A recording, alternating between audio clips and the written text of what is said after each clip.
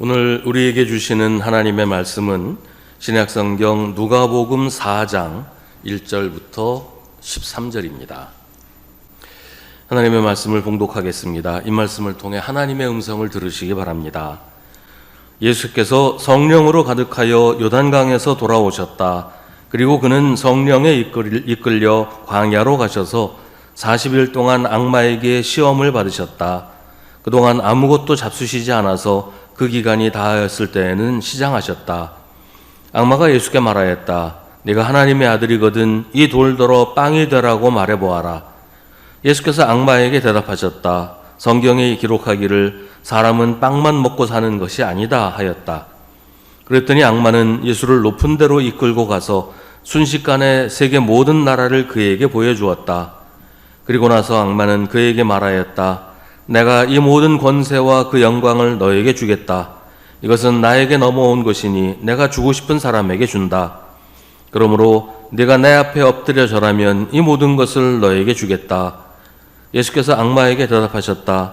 성경에 기록하기를 주 너의 하나님께 경배하고 그분만을 섬겨라 하였다. 그래서 악마는 예수를 예루살렘으로 이끌고 가서 성전 꼭대기에 세우고 그에게 말하였다. 네가 하나님의 아들이거든 여기에서 뛰어내려 보아라.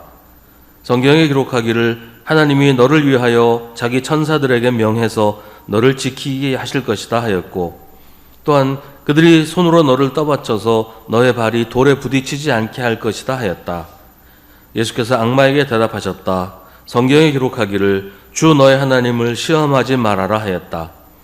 악마는 모든 시험을 끝마치고 물러가서 어느 때가 되기까지 예수에게서 떠나 있었다. 아멘. 이것은 하나님의 말씀입니다. 교회의 신앙 고백은 예수님을 완전한 하나님이시고 완전한 사람이라고 고백합니다. 근데 예수님의 신성과 인성이 이 서로 결코 혼합될 수 없는 이 두 가지 본성이 어떻게 예수님이라고 하는 한 분 안에서 하나가 될 수 있을까요? 이것 때문에 논쟁도 많이 있었고 신학적으로 아주 복잡하게 설명을 하지만 우리가 알 수 있는 것은 적어도 예수님이 세상에서 사셨던 기간 동안은 완전한 사람이셨다. 철저하게 사람으로 세상에서 사셨다라고 우리는 믿습니다. 오늘 말씀도 그런 관점에서 읽어야 그 의미를 이해할 수가 있습니다. 예수님이 성령으로 가득해서 요단강에서 돌아오셨다고 하는 것은 세례를 받으신 이야기를 하는 겁니다.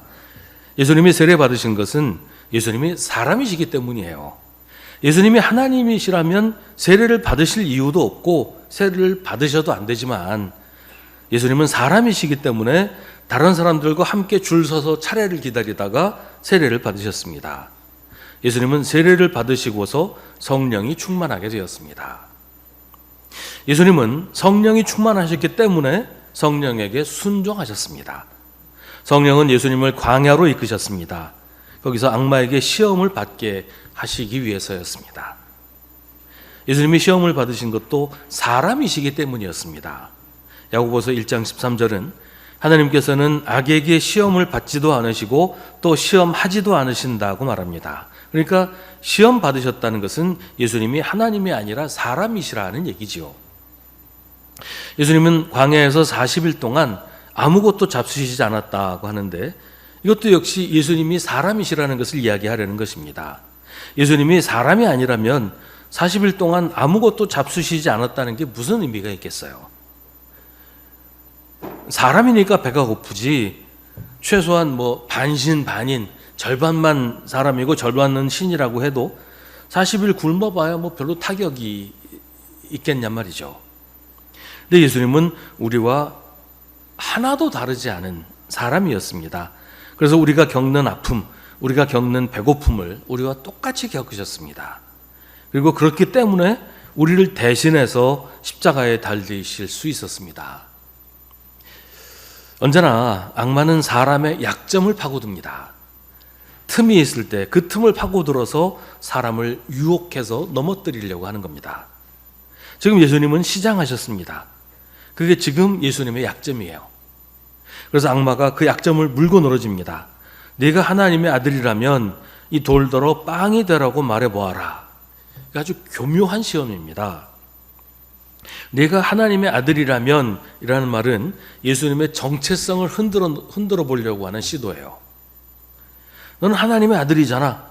고작 며칠 굶었다고 배가 고픈 건 아닐 거 아니야. 넌 하나님의 아들이니까 굶었다고 배고프면 하나님의 아들 아니지 않아? 근데 정말 배고프다고? 그러면 돌로 빵을 만들어 봐. 너 하나님의 아들이니까 그 정도는 얼마든지 할 수 있을 거 아니야. 하나님의 아들이라면서 배가 고프다는 것도 말이 안 되고, 하나님의 아들이라면 돌로 빵을 못 만들 리도 없잖아. 너 정말 하나님의 아들 맞아? 뭐 이런 도발입니다. 돌 가지고 빵이 되게 하는 건 사람이 할 수 없는 일이에요. 악마의 시험은 예수님이 사람이 아니라는 것을 증명하려는 겁니다. 사람이 배가 고프면 일을 해서 돈을 벌어서 빵을 사야죠. 아니면 혹시 누군가 도와주어서 그 도움으로 빵을 먹어야지 돌로 빵을 만들 수는 없어요. 이게 왜 중요하냐면 예수님이 사람이 아니라면 예수님의 십자가와 사람의 구원은 아무 상관이 없게 되어버려요. 예수님이 사람이 아니라면 사람의 죄를 대신 지고 죽으실 수는 없는 거니까요. 그래서 예수님이 십자가에 달려 돌아가셔도 사람은 그 어떤 혜택도 받을 수가 없는 겁니다. 예수님이 우리를 구원하신 것은 사람이기 때문에 가능한 일이었습니다. 그래서 악마는 어떻게든 예수님이 사람이 아니라는 것을 밝히려고 지금 애를 쓰는 겁니다. 배가 고파보지 않은 사람은 이 유혹을 이해하기가 힘이 들 거예요. 가난과 굶주림이 얼마나 가혹한 일인지 경험해 보지 않은 사람은 쉽게 말해서는 안 됩니다.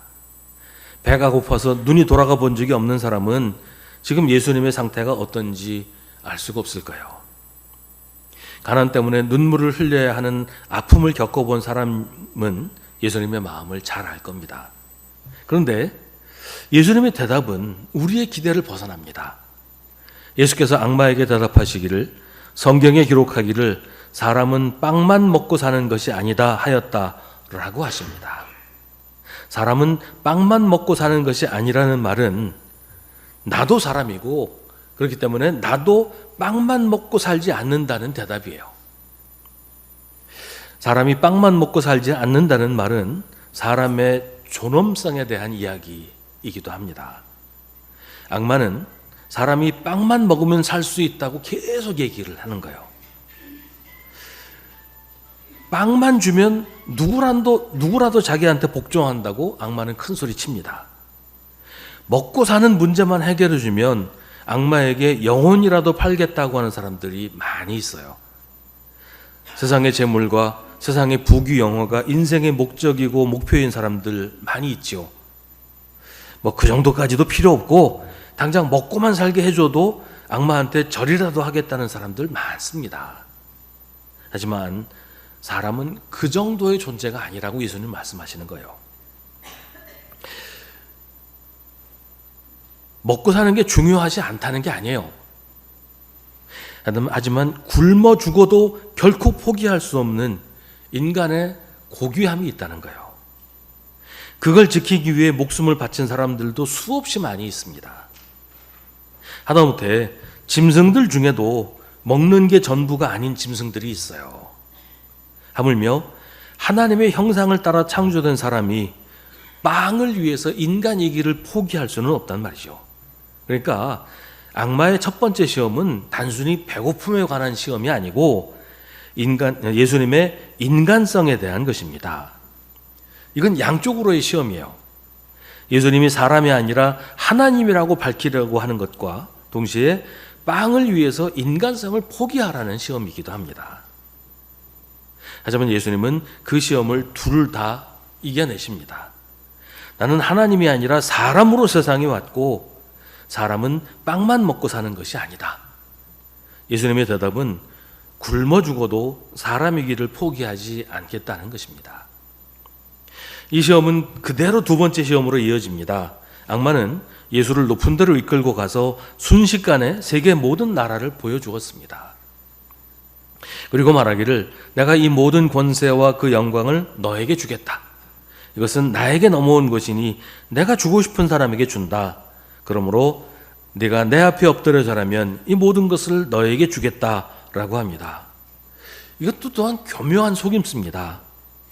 악마는 세상 모든 권세와 영광이 자기에게 넘어왔다고 말합니다. 근데 원래부터 그건 하나님의 거예요. 하나님이 창조하시고 다스리시는 하나님의 소유입니다. 그렇다면 악마는 무슨 근거로 그게 자기한테 넘어왔다고 말하는 것일까요? 하나님이 그걸 자기한테 주신 적이 있다는 얘기일까요? 근데 하나님은 한 번도 악마한테 세상의 권세를 넘겨주신 적이 없어요. 그래서 악마도 차마 그렇게는 말하지 못해요. 하나님이 이걸 나한테 주셨다 이렇게는 말하지 않지요.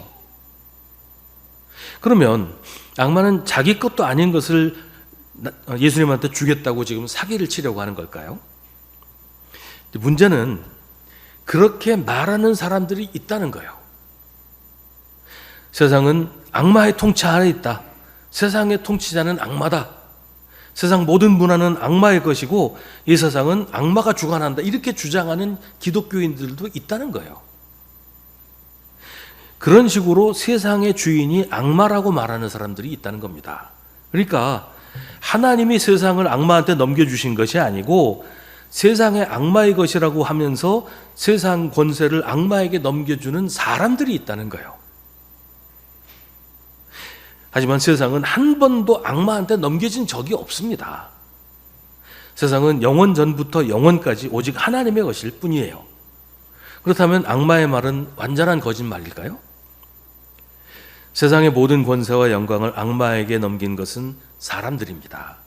사람들이 세상의 주인이신 하나님을 섬기지 않고 세상의 부귀영화에 대한 갈망과 탐욕 앞에 무릎을 꿇는 것이 바로 세상 영광을 악마에게 넘기는 것입니다. 물질에 대한 탐욕에 굴복하는 것이 악마에게 굴복하는 것입니다. 모든 물질의 주인이신 하나님을 외면하고 물질 자체의 마음을 빼앗기고 그걸 우상으로 섬기는 것이 바로 악마에게 무릎 꿇는 것이고 세상을 악마에게 넘기는 것입니다. 그러니까 한 번도 하나님은 세상을 악마에게 넘기신 적이 없는데 세상의 주인도 아닌 사람이 자기 멋대로 세상 권력을 악마에게 넘겨주었다는 거죠. 물론 그런다고 세상이 악마에게 넘어가지는 않습니다. 하지만 그렇게 세상을 악마에게 자기 멋대로 넘긴 사람들이 세상의 주인을 악마라고 믿는 것일 뿐이죠. 지금 악마가 바로 그걸 가지고 예수님을 유혹하고 있어요. 사람들 다 나한테 절하고 있지 않냐? 사람 다 내 앞에 무릎 꿇고 있지 않냐? 재물과 권력, 세상의 영광에 대한 인간의 탐욕과 이기적인 욕심이 나를 세상의 주인으로 만들고 있지 않냐? 그러니까 너도 나한테 절해라. 너 사람이라며. 그럼 다른 사람들과 똑같이 나한테 절해. 다 너한테 줄게. 이렇게 유혹을 하는 거예요. 근데 여기서 네가 하나님의 아들이라면 하고 말하지 않습니다. 세상의 주인이 하나님이시라는 걸 악마가 누구보다 잘 알기 때문에 네가 하나님의 아들이라면이라는 말을 할 수가 없는 거죠. 너 사람이라며. 그럼 나한테 절해. 이렇게 얘기할 뿐이에요. 예수님이 하나님이 아니라 사람이라고 하시니까 사람이 가진 욕심을 물고 늘어지고 있는 겁니다. 악마는 이것은 나에게 넘어온 것이니 내가 주고 싶은 사람에게 준다라고 합니다. 근데 이것도 사실이 아니에요. 악마에게 그런 권한은 없습니다. 악마한테 영혼을 판다고 해서 부귀영화를 얻을 수 있는 게 아니에요. 다만 속아 넘어가는 사람이 있으니까 그런 식으로 사기를 치고 있을 뿐이에요. 그런 사람들 때문에 세상이 복잡해지는 거예요. 세상이 불공평하고 부조리하다고 하는 것이 악마가 사기를 치고 돌아다니는데 거기 홀딱 넘어가서 악마한테 절하고 세상 부귀영화 얻을 거라고 믿고 거짓말하고 속임 쓰고 사기치고 도둑질하고 이런 사람들이 있으니까 세상이 이렇게 어지러워지고 부조리하게 되는 거예요. 권리도 자격도 없는 악마가 자기가 세상의 주인이라고 돌아다니면서 자기한테 절하면 이거 다 줄게 라고 하니까 넙죽넙죽 절하는 사람들이 있으니까 세상이 이 모양 이 꼴이 되는 겁니다. 근데 그런 사람들 중에 뭐 어떤 사람들은 실제로 뭐 성공하기도 하고 부자가 되기도 하니까 사람들이 그거 보고 와, 저말이 진짜인가 보다. 악마가 저런 거 다 주나 보다. 그러면서 악마한테 영혼을 팔고 그리고 망해버리는 사람들이 많단 말이죠. 그런데도 악마는 예수님에게 도전합니다. 네가 내 앞에 엎드려 절하면 이 모든 것을 너에게 주겠다. 하지만 예수님은 악마가 하는 말이 사실이 아니라는 것을 너무 잘 아십니다. 악마에게 절해야 할 이유도 없고 절한다고 해줄 수 있는 것도 아무것도 없다는 것을 예수님은 잘 아시지요. 예수님은 악마에게 반격하십니다. 성경에 기록하기를 주 너의 하나님께 경배하고 그분만을 섬겨라 하였다. 내가 엎드려 절할 분은 오직 하나님 한 분뿐이시다. 너는 절을 받을 권한도 자격도 절을 받아야 할 아무런 이유도 없다. 예수님의 말씀입니다. 믿음이 세상에서 성공하는데 방해가 된다고 생각하는 사람들이 있습니다. 정직과 양심을 포기하면 세상에서 성공할 수 있다고 생각합니다. 그게 악마의 유혹입니다. 나한테 절만 해라. 그러면 내가 다 줄게. 악을 향해서 눈을 감고 선한 일을 외면하라. 그럼 성공할 수 있어. 이건 사기입니다. 악마는 그런 권한도 능력도 없습니다. 세상의 주인은 악마가 아니라 하나님이십니다. 우리는 악마의 유혹이 아니라 분명하고 확실한 길을 알고 있습니다. 너희는 먼저 하나님의 나라와 하나님의 의를 구하여라. 그리하면 이 모든 것을 너희에게 더하여 주실 것이다. 여기서 말하는 모든 것은 우리가 걱정하는 무엇을 먹을까, 무엇을 마실까, 무엇을 입을까 하는 바로 그런 것들입니다. 그건 악마가 주는 것이 아니라 하나님이 주십니다. 그러니 우리는 악마에게 절할 것이 아니라 먼저 하나님의 나라와 하나님의 의를 위해서 살아야 합니다. 주 하나님만 경배하고 하나님만 섬기는 것이 우리의 삶을 보장해 주는 길입니다. 두 번째 시험에도 실패한 악마는 이번에는 예수님을 예루살렘 성전으로 데리고 갑니다. 거기서 예수님을 성전 꼭대기에 세우고 말합니다. 네가 하나님의 아들이라면 여기에서 뛰어내려 보아라. 이번에는 다시 예수님을 하나님의 아들이라면이라고 도발합니다. 예수님이 사람으로서 악마의 시험을 이겨내시니까 다시 네가 하나님의 아들이지 않느냐라고 도발하는 겁니다. 이번에는 악마가 하나님의 말씀을 인용합니다.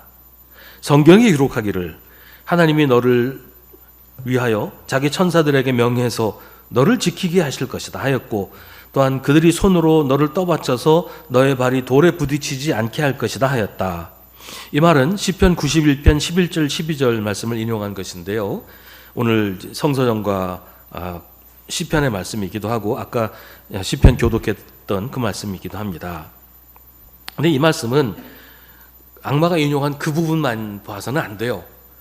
그 앞에 시편 91편 9절 10절과 함께 읽어야 되는 말씀입니다. 네가 주님을 내 피난처로 삼았으니 가장 높으신 분을 너의 거처로 삼았으니 네게는 어떤 불행도 찾아오지 않을 것이다. 내 장막에는 어떤 재앙도 가까이 하지 못할 것이다. 악마는 성경 말씀을 왜곡해서 가장 편하고 안전한 길, 어떤 어려움이나 재앙도 일어나지 않고 그저 평탄하고 순조로운 삶을 살지 않겠냐고 유혹을 하는 거예요. 뭐하러 고난당하고 십자가에 달려서 고통스럽게 죽으려고 하느냐? 뭐하러 사람 구원한다고 그 고난 당하느냐? 그냥 하나님으로 편하게 살다가 하늘나라 가면 되지 않냐? 이렇게 유혹을 하는 것이죠. 니코스 카잔차키스라는 소설가가 쓴 그리스도 최후의 유혹이라는 소설이 있습니다.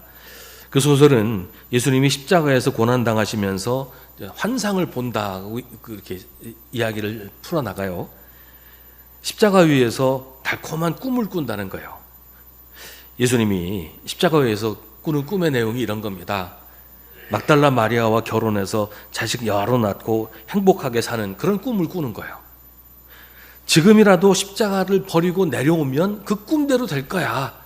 뭐하러 그렇게 고통스럽게 죽어가? 그냥 좋은 여자랑 결혼해서 자식 낳고 행복하게 사는 게 그게 행복 아니야? 라고 십자가에 달리신 예수님을 악마가 유혹하는 것. 이게 이제 니코스 카잔차키스의 소설의 내용이에요. 근데 지금 악마의 유혹이 그런 겁니다. 성전에서 뛰어내려 봐. 그러면 당장 대제사장이 너한테 달려와서 절할 거 아니야? 네가 성전에서 뛰어내리면 하나님의 천사가 너를 떠받쳐 줄 거고 그 모습을 본 사람들 다 네 앞에 절하고 경배할 거 아니냐. 그러면 또 세상에서 하나님 노릇하며 살 수 있어. 너 하나님의 아들이잖아. 그러면 먹고 사는 일도 평생 보장될 거고 사람들이 너를 하나님으로 떠받들고 섬길 거 아니야. 어쩌면 로마 제국도 너 앞에 와서 절할 수도 있어. 너는 세상에서 성공하게 되는 거야. 너 하나님의 아들이잖아. 그 정도 대접은 받아야 되는 거 아니야? 네가 성전 꼭대기에서 뛰어내리기만 하면 하나님이 천사를 보내서 네가 안전하게 땅에 닿게 해주실 것이고, 그럼 너는 그때부터 하나님이 되는 거야. 고생할 것도 없이 모든 사람 하나님한테로 인도할 수 있고, 그러면 얼마나 쉽고 편하게 사람들을 구원할 수 있어. 왜 그렇게 어렵고 힘든 길을 가려고 하는 거야? 고생하지 않고도 얼마든지 성공할 수 있는데 왜 바보 같은 짓을 하려고 해? 이게 악마의 유혹이라는 거예요. 악마의 말 한마디 한마디가 진리처럼 들립니다. 많은 사람들이, 수많은 기독교인들이 이 말에 넘어가요. 그래서 세상에서 출세하고 성공하고 높은 자리에 올라가면 사람들이 너를 보고, 야, 예수 믿으면 성공하는구나, 예수 믿으면 출세하는구나. 그래서 사람들 다 교회로 몰려들 거 아니야. 그러니까 무슨 수를 써더라도, 거짓을 말하고 사기를 치고 도둑질을 하더라도 성공만 해봐. 그러면 세상에서 누구보다 열심히 전도할 수 있을 거고 누구보다 효과적으로 전도할 수 있는 거 아니야. 이렇게 유혹을 한단 말이에요. 그 유혹에 홀딱 넘어가서 그렇게 사는 사람들이 많이 있단 말이죠. 수많은 기독교인들이 악마가 한 말을 되풀이합니다. 근데 예수님은 단호하게 거부하십니다. 성경에 기록하기를 주 너의 하나님을 시험하지 말아라 하였다. 악마가 성경을 인용합니다. 근데 이 상황과 맞지 않는 말을 하는 거예요. 성경 말씀이라고 해서 모든 상황에 다 적용할 수 있는 건 아니에요. 맥락과 상황에 맞지 않는 말씀은 하나님의 말씀이 아닙니다. 악마는 성경을 인용해요. 그렇다고 지금 악마가 하나님 말씀 선포하는 건 아니잖아요.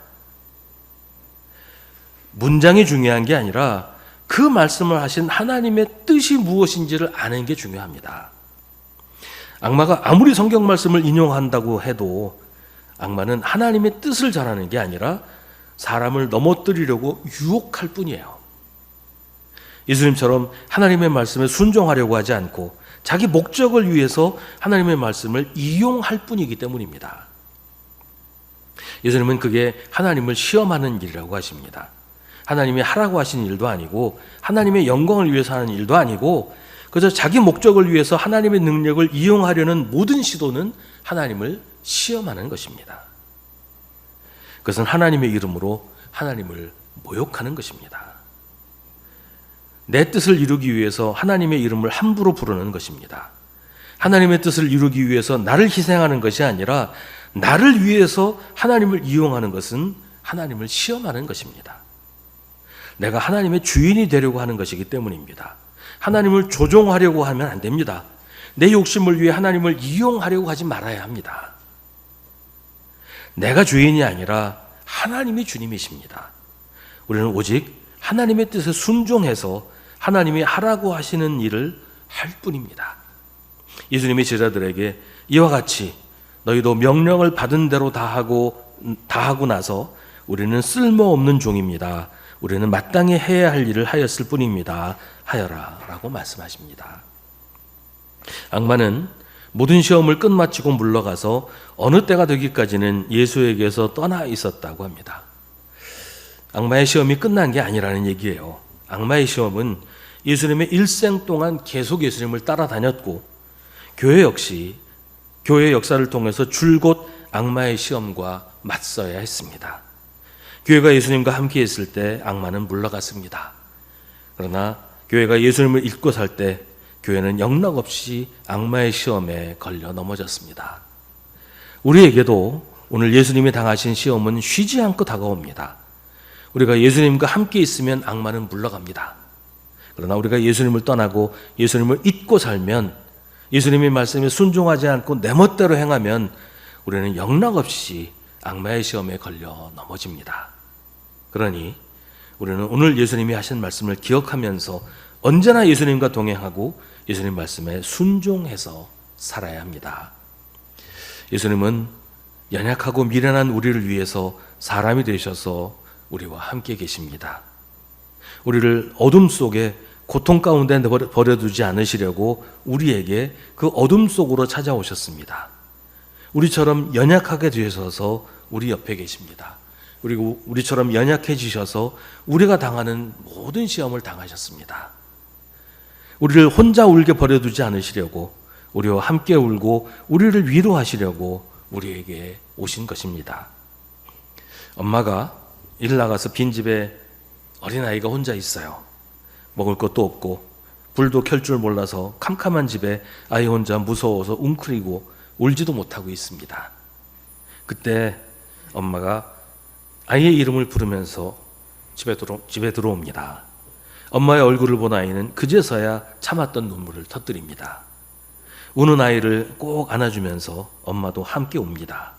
그렇게 예수님이 우리에게 오셔서 울고 있는 우리를 위로하시고 우리와 함께 우십니다. 그렇게 예수님 우리를 위로해 주십니다. 어둠 속에서 헤매는 우리에게 오셔서 우리를 위로하시고 우리를 대신해서 십자가에 달리셨습니다. 그러려고 지금 시험도 받고 계시는 거예요.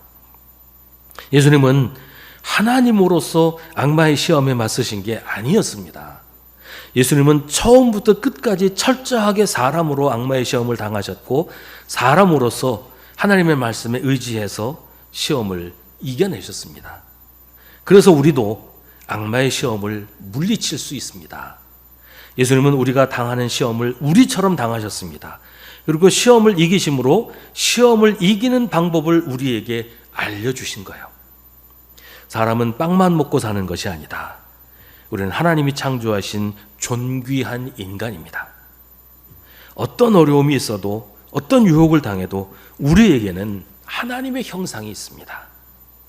주 너의 하나님께 경배하고 그분만을 섬겨라. 우리의 경배를 받으실 분은 오직 하나님뿐이십니다. 하나님이 아닌 다른 어떤 것이라도 절하는 건 악마에게 무릎 꿇는 것입니다. 주 너의 하나님을 시험하지 말아라. 하나님을 이용하려고 하지 말고 하나님이 나를 이용하시도록 나를 하나님께 바쳐야 합니다.